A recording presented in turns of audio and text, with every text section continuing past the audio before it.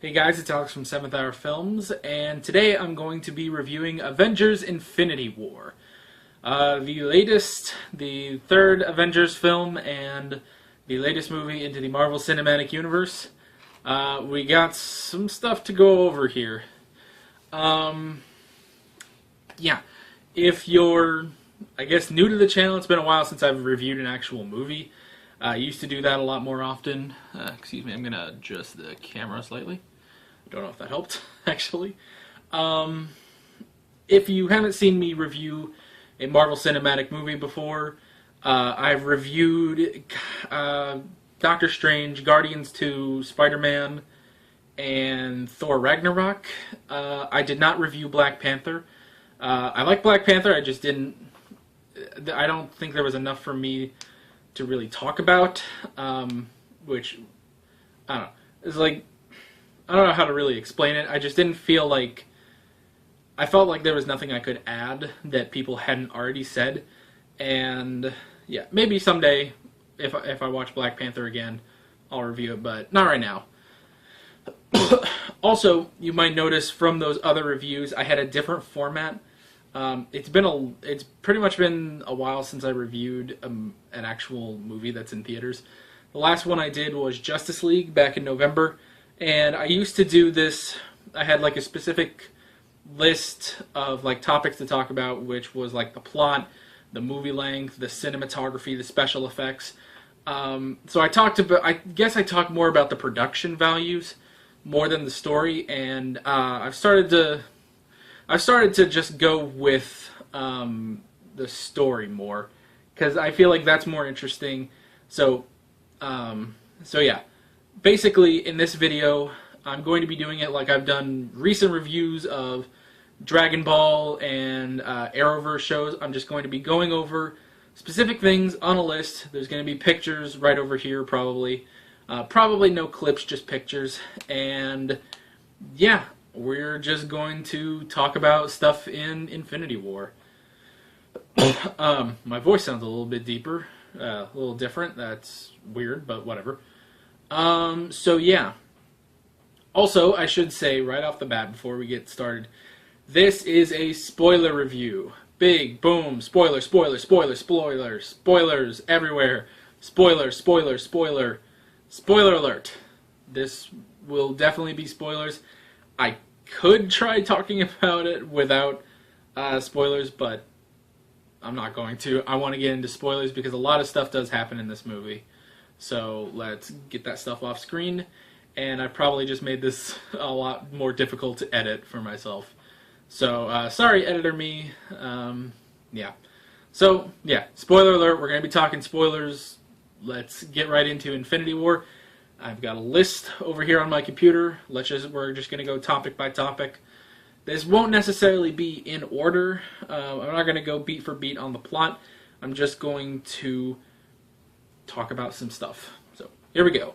First thing is that this is basically 3 stories connected by Thanos.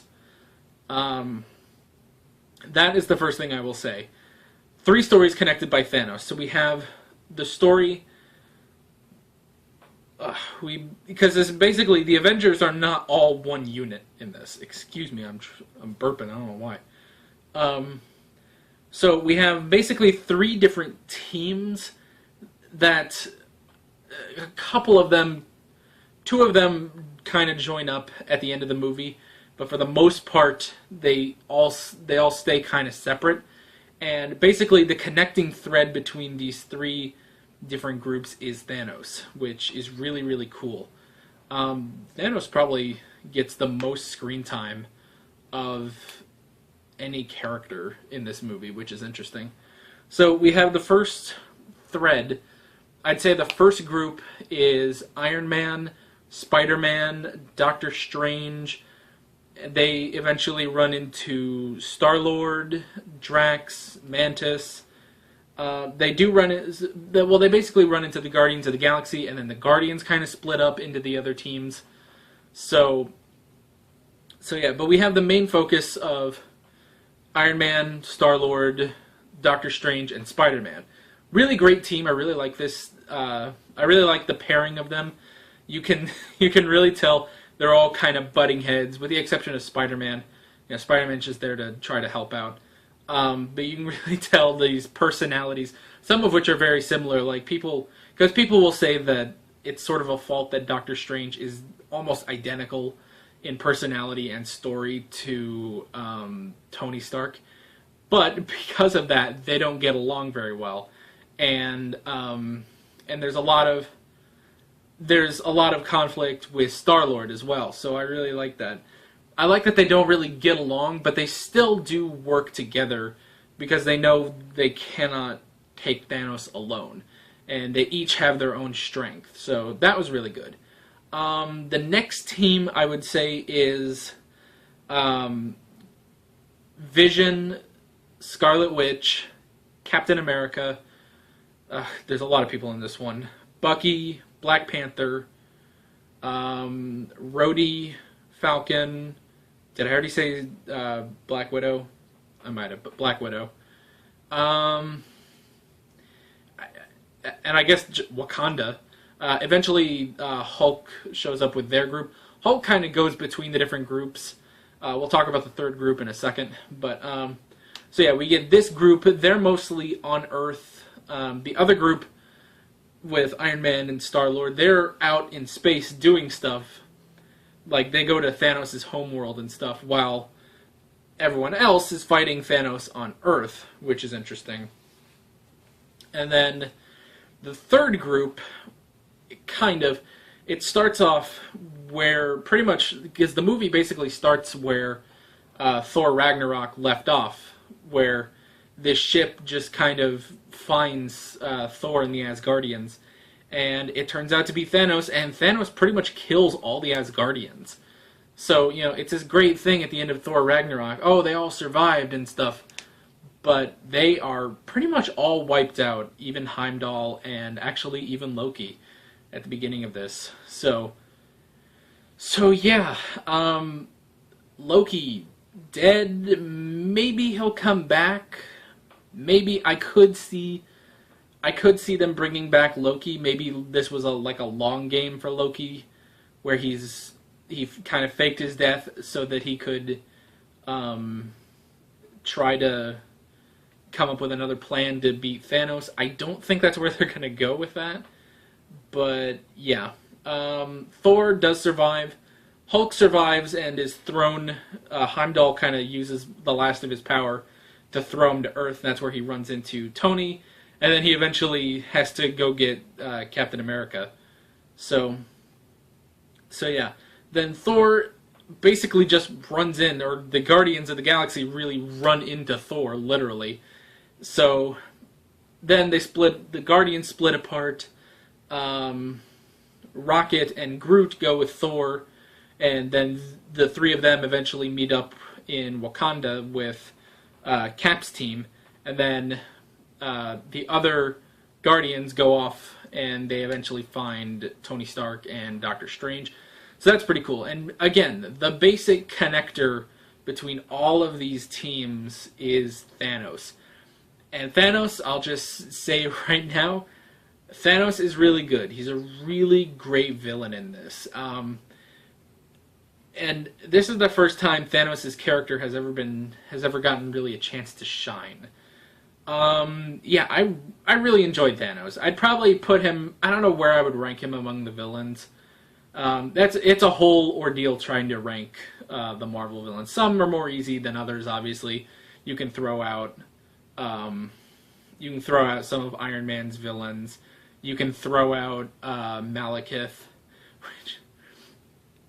which as a side note, I just finished. If you're new here and you don't watch my stuff, this might sound weird, but now I finished watching the first season or series of Doctor Who with Christopher Eccleston, who also played Malekith in Thor: The Dark World. I don't know how that was Christopher Eccleston, because that was a horrible, bland, boring, nothing performance, which is so weird after watching Doctor Who, where it's just this amazing performance. But I don't know, maybe it was the direction. I don't know. Anyway, that's just a quick side note. But Malekith is even referenced in this, so that's interesting.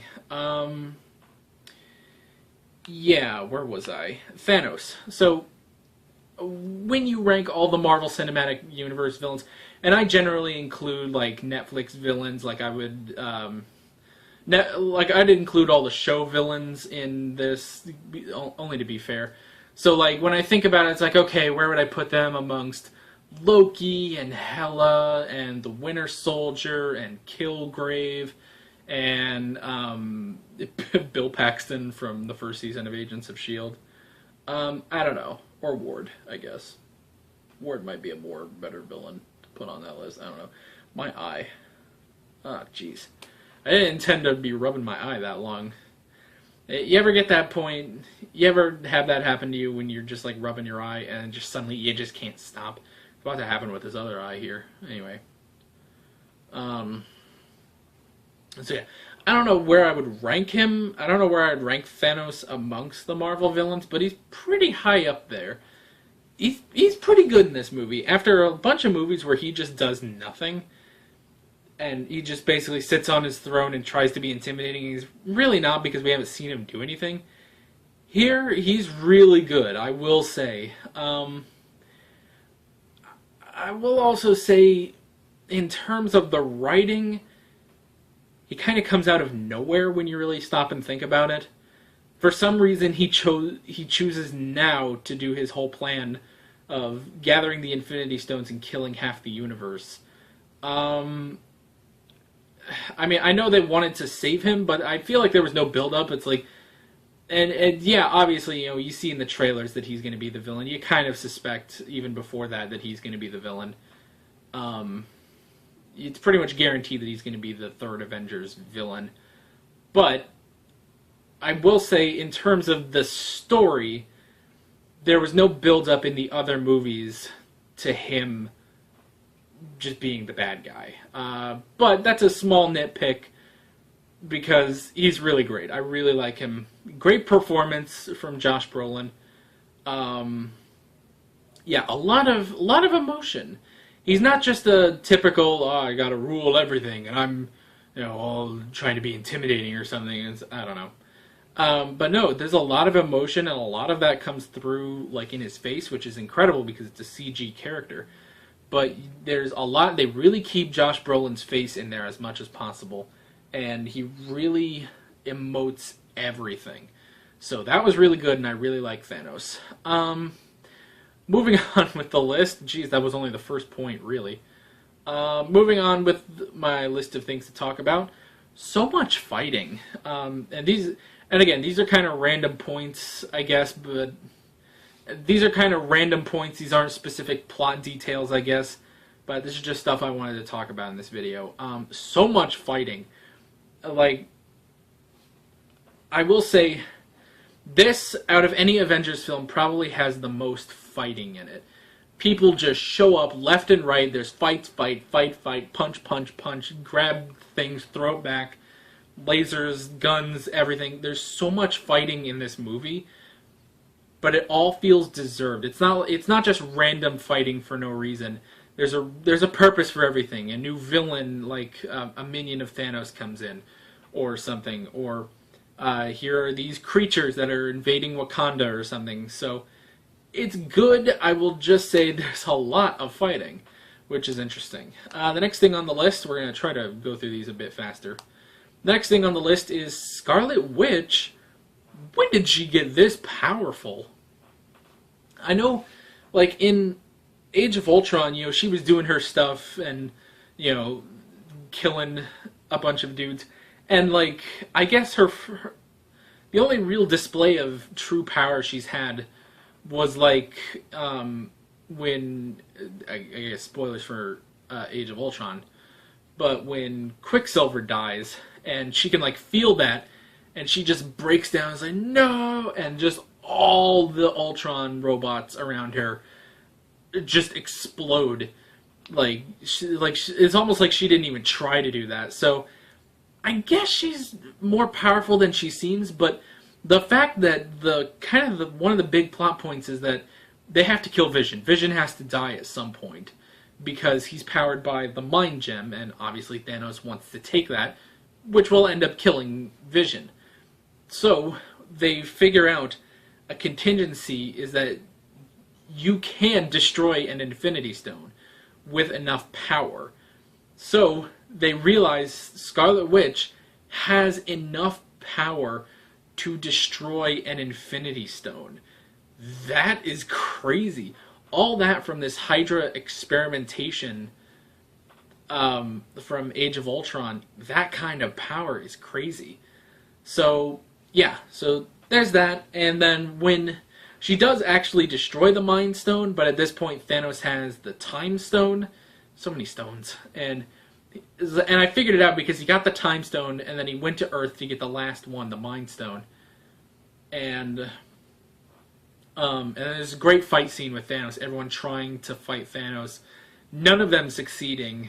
And then Scarlet Witch destroys the Mind Stone.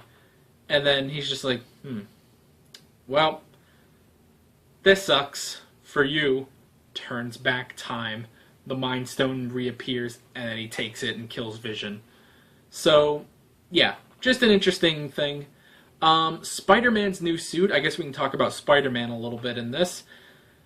I like Spider-Man. I don't think he was entirely necessary, but I don't think he was necessary, but he was also not unnecessary, if that makes any sense. Like, he didn't hinder the movie at all. And if you haven't seen my Spider-Man Homecoming review, I'm not the biggest fan of this Spider-Man, but he's okay. I like Spider-Man Homecoming all right. And then, so we have this. I thought he was, like, I didn't like him in Civil War, but I liked him in his own movie. And in this movie, he's okay. He's doing what he can to help, and yeah. So I thought he was pretty good. His new suit, I really do like his new suit. The only thing I will say is the spider legs. They're like 4 legs that pop out of his suit because the suit was made by Iron Man, his new one, which I'm okay with. I do like. It makes sense that Iron Man would make this new suit for him, and it's the same suit that he teased at the end of Spider-Man Homecoming, and Peter like turned it down. But now that Peter's getting involved in this whole thing with Thanos, so Iron Man immediately is like, all right, launch his new suit. His new suit comes up and gets on him, and so it's a cool suit. But I will say those 4 legs weren't really doing it for me. I guess they were okay. They really didn't distract that much. But whenever they would come out, they just seemed really weird.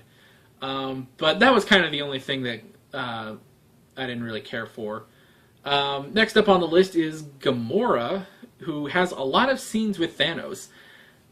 Because of the whole thing of, well, she is technically his daughter, like I guess adoptive daughter. And yeah, there's a lot of emotional scenes between Gamora and Thanos, which I really like, and eventually it leads to them finding the Soul Stone. It leads to them finding the Soul Stone, and Red Skull, who's there, which is really cool to see. Oh, hey, Red Skull is here, and he's the keeper of the Soul Stone. That's cool that they finally followed up on what happened to him at the end of Captain America: The First Avenger. So yeah, I really like that. So basically, what it comes to is you have to sacrifice someone. You have to sacrifice something you love in order to get the Soul Stone. And Gamora thinks like, oh well, Thanos loves nothing, so it's over. The universe finally told you no. And then he turns around and he's all teary-eyed and he's kind of crying. And she's like, oh, what, tears because you failed? And Red Skull's like, no, those tears are not for him. And it clicks in her head, oh, he does love me. Thanos does love Gamora, and pretty much without any hesitation, he takes her and throws her off the cliff, and Gamora's dead. I get the feeling she'll come back because Guardians of the Galaxy 3, but and we'll talk a bit more about deaths later on. But yeah, so she's dead, and he gets the Soul Stone, which is crazy. Next up, we go back to Wakanda because we have this huge epic battle in Wakanda. I really liked it. And I like because we basically have we have Thanos' army and stuff. And it's like, well, we need a really powerful army of our own. Go to Wakanda. Because they have amazing warriors and they have tech to back them up. So that was really cool that we went back to Wakanda. Oh, excuse me.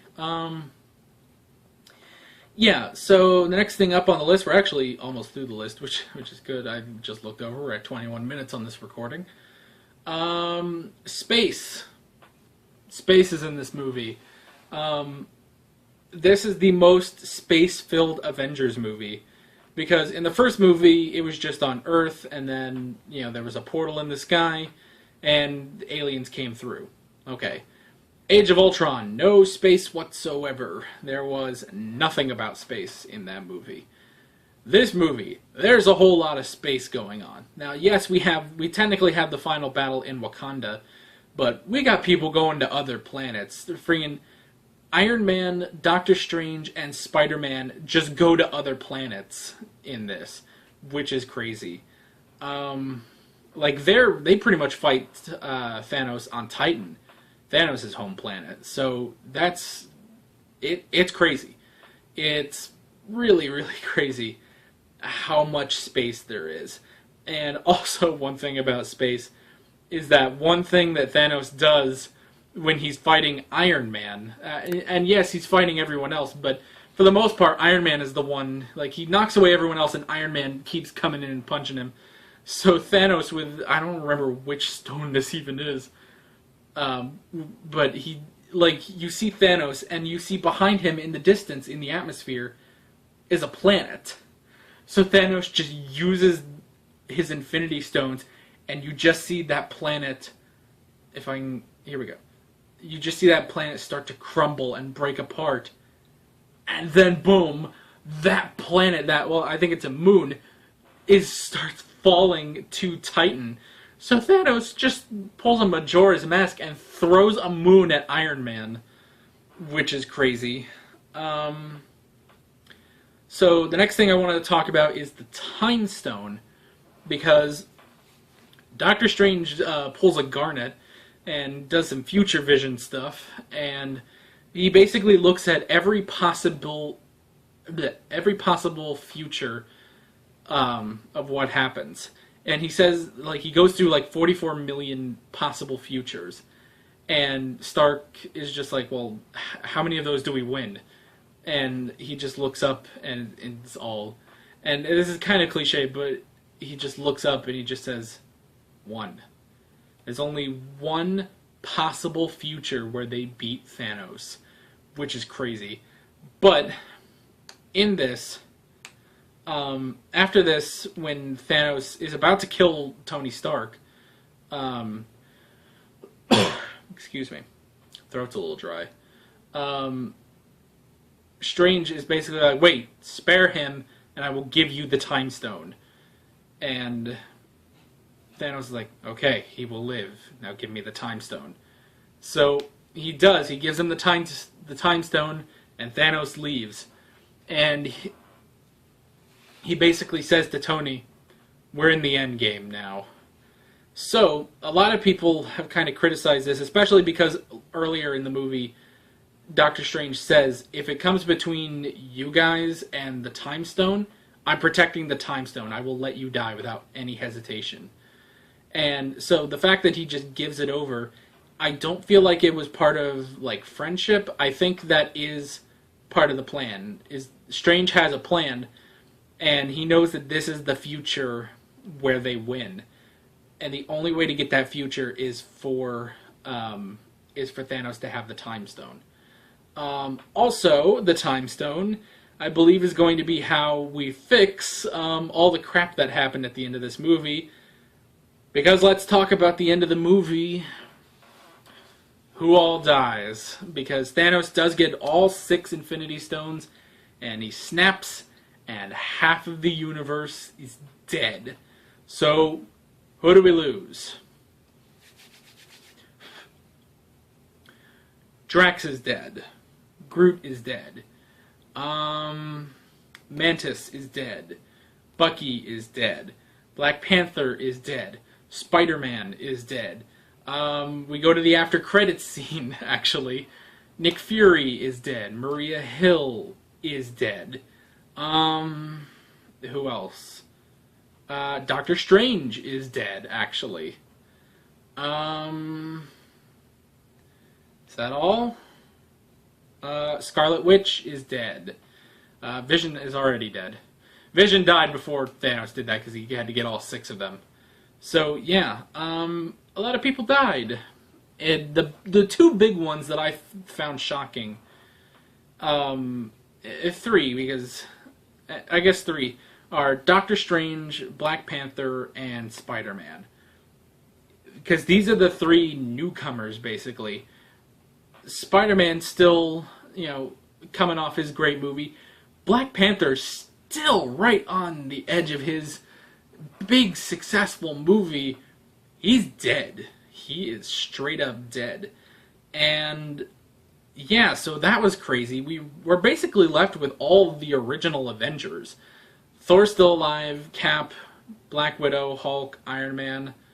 Hawkeye is not even in this movie, so we don't even know. But yeah, so that kind of does lead me to believe that we're going to get all this back, because I think there's going to be a Black Panther sequel. I'm pretty sure there's going to be a Spider-Man Homecoming sequel. So we got to get these guys back, and this is probably where the Time Stone comes in handy, because the Time Stone, all they have to do is rewind time far enough, and then there you go. You get everyone back. Yeah, so that's crazy that so many people died. And then Thanos, goes off, and he said earlier, well, what will you do after you kill half the universe? He said, I will retire. I will sit and watch the sunset, knowing I have done a good deed for the universe. Sure enough, he kills half of the universe. He goes and he watches the sunset, and it's just a shot of him looking at the sunset. Cut. End of movie. That's a crazy cliffhanger. So yeah, I have no idea where we're going from here. I'm wondering how this will affect the shows. I don't know. Will this affect the shows? You would think it would have to. I have not watched the latest 2 episodes of Agents of S.H.I.E.L.D. yet. I'm going to in a little while to see if... I purposely waited because you can probably tell this is a little over a week after Infinity War premiered, or came out.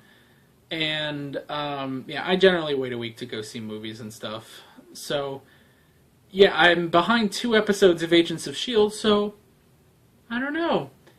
Did half of the S.H.I.E.L.D. team die? That would be weird.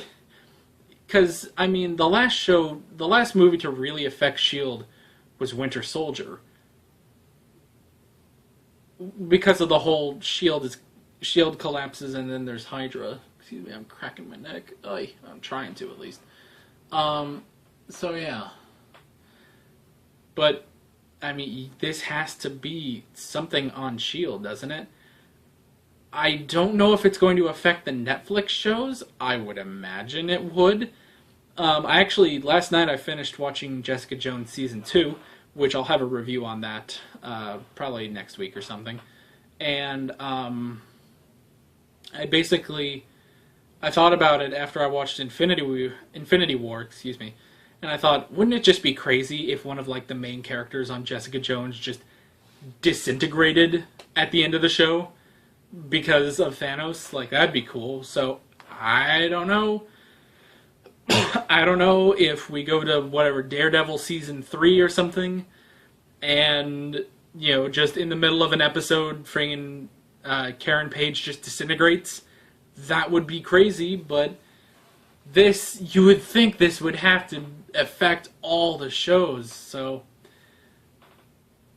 I don't know. We'll see, but I don't know. It's pretty crazy, but it was interesting, and it's a great cliffhanger. Yeah, I'd say that's pretty much it. I'm about 30 minutes on my recording, so I think that's going to be pretty much it for this review.